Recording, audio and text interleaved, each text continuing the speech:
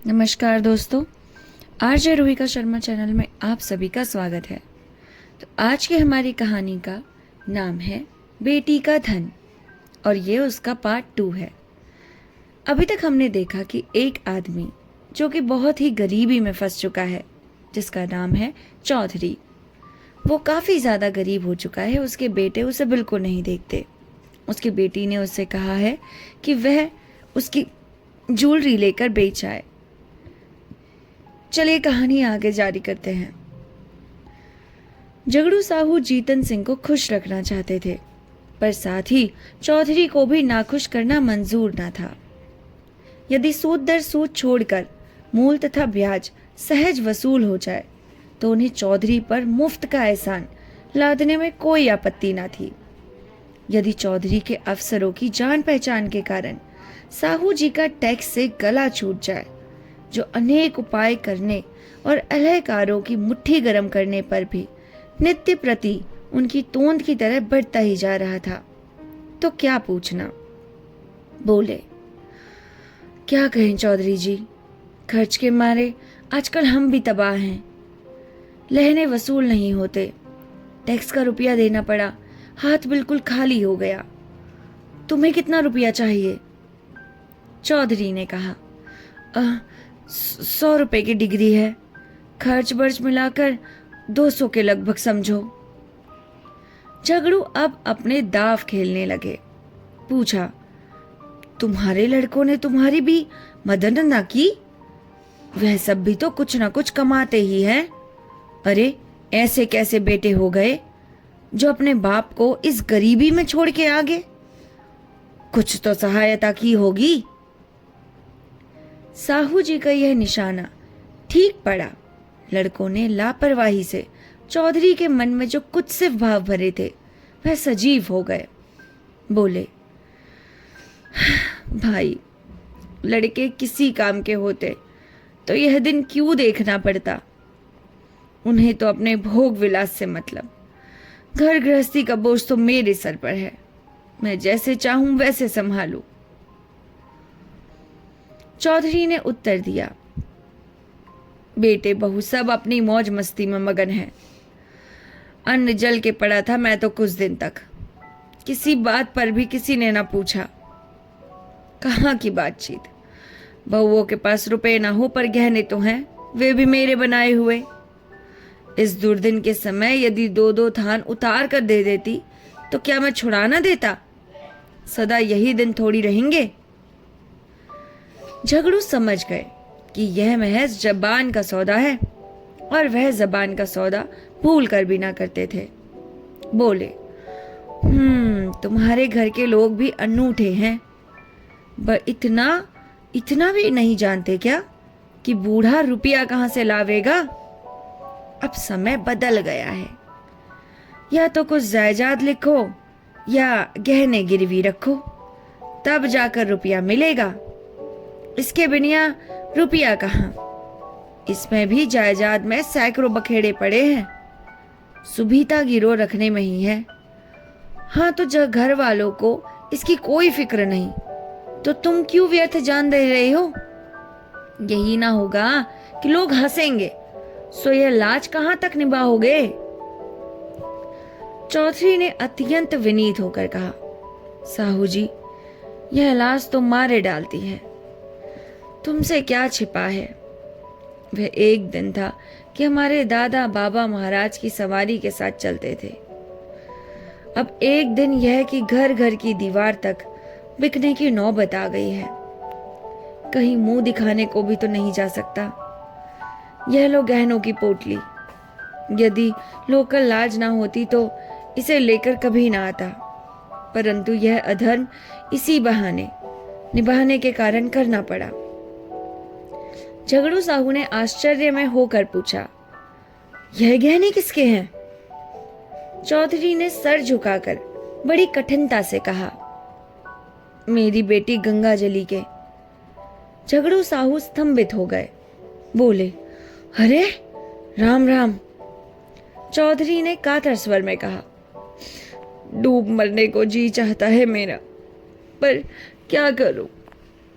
खाना तो है ही ना, घर तो चलाना ही है। मेरी बेटी ने कहा कि इन्हें ले जाओ। झगड़ू ने बड़ी धार्मिकता के साथ स्थिर होकर कहा, अरे शास्त्रों में बेटी का गांव का पेड़ देखना मना है और तू उसका धन यहां गिरवी रखे जा रहा है। चौधरी ने दीर्घ निश्वास छोड़कर करुण स्वर में कहा,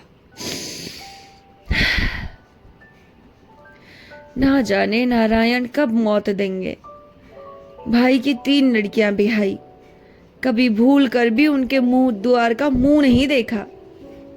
परमात्मा ने अब तक तो टेक निभाई है, पर अब ना जाने मिट्टी की क्या दुर्दशा होने वाली है। झगड़ू साहू लेखा जो जो बख्शी सो सो के सिद्धांत पर चलते थे। सूद की 1 कौड़ी भी छोड़ना उनके लिए हराम था। यदि 1 महीने का 1 दिन भी लग जाता तो पूरे महीने का सूद वसूल कर लेते। परंतु नवरात्र में नित्य दुर्गा पाठ करवाते थे। पितृपक्ष में रोज ब्राह्मणों को सीधा बांटते थे। बनियों की धर्म में बड़ी निष्ठा होती है। यदि कोई दीन ब्राह्मण लड़की ब्याहने के लिए उसके सामने हाथ पसारता तो वह खाली हाथ न लौटता। भीख मांगने वाले ब्राह्मणों को चाहे वे कितने ही संडे मुसंडे हो, उनके दरवाजे पर फटकार नहीं सुननी पड़ती थी। उनके धर्मशास्त्र में कन्या के गांव के कुएं का पानी पीने से प्यासा मर जाना अच्छा है। वह स्वयं इस सिद्धांत के भक्त थे और इस सिद्धांत के अन्य पक्षपाती उनके लिए महामान्य देवता थे। ये सारी बातें सुनकर वे पिघल गए। मन में सोचा, यह मनुष्य तो कभी ऊंचे विचारों को मन में नहीं लाया। क्या करूं इसका? पैसे लूं या ना? इसको पैसे दूं भी या नहीं दूं? निर्दय काल की ठोकर से अधर्म मार्ग पर उतर आया है तो उसके धर्म की रक्षा करना हमारा कर्तव्य है और धर्म है। यह विचार मन में आते ही झगड़ू साहू गद्दी से मसलन उसके सहारे उठ बैठे और दृढ़ स्वर में कहा, वही परमात्मा जिसने अब तक तुम्हारी टेक निभाई है, अब भी निभाएंगे। लड़की के गहने लड़की को दे दो। लड़की जैसी तुम्हारी है वैसी मेरी भी है। यह लो रुपए, आज काम चलाओ। जब हाथ में रुपए आ जाएं, दे देना। बेटी का जेवर लेकर भगवान के सामने मैंने नरक में नहीं जाना। अरे इतने कुकर्म नहीं करने हैं भाई कि एक बिटिया का धन लेकर मैं तुझे रुपया दूंगा। चौधरी पर इस सहानुभूति का गहरा असर पड़ा। वह जोर जोर से रोने लगा। उसने अपने भावों की धुन में कृष्ण भगवान की मोहिनी मूर्ति सामने विराजमान दिखाई दी। वह झगड़ू जो सारे गांव में बदनाम था, जिसकी उसने खुद कई बार हकीमों से शिकायत की थी, आज साक्षात देवता जान पड़ता था। रुंधे हुए कंठ से गदगद होकर बोला, झगड़ू, तुमने इस समय मेरी बात, मेरी लाज, मेरा धर्म कहां तक कहूं? मेरा सब कुछ रख लिया। मेरी डूबती नाव पार लगा दी।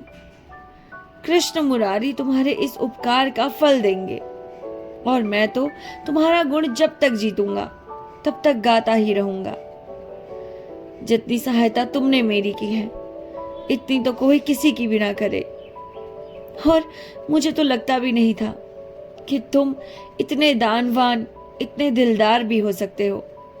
मैंने तो हमेशा यही सोचा था कि तुम तो मरते हुए से भी पैसा ले लोगे, उसकी जान निकालकर उससे पैसा मांगोगे, अपना पूरा का पूरा कर्ज लोगे, उसके बाद ही उसकी जान जाने दोगे। लेकिन आज जो तुमने मेरे साथ उपकार किया है, वह उपकार मैं किसी भी हाल में कभी भी नहीं भूल सकता। और वह यह कहकर अपना पैसा चुकाने चला गया और ये कहानी यहीं पर ही खत्म हो गई। आप लोगों को ये कहानी कैसी लगी हमें लिखकर जरूर बताइएगा। इस कहानी का अर्थ तो बहुत कुछ निकाला जा सकता है, लेकिन कुछ कुछ नीच मानसिकता भी यहाँ दिखती है। चलिए ये कहानी खत्म करते हैं और मिलते हैं आपसे नेक्स्ट कहानी के साथ। तब तक के लिए नमस्कार, अपना ख्याल रखिएगा।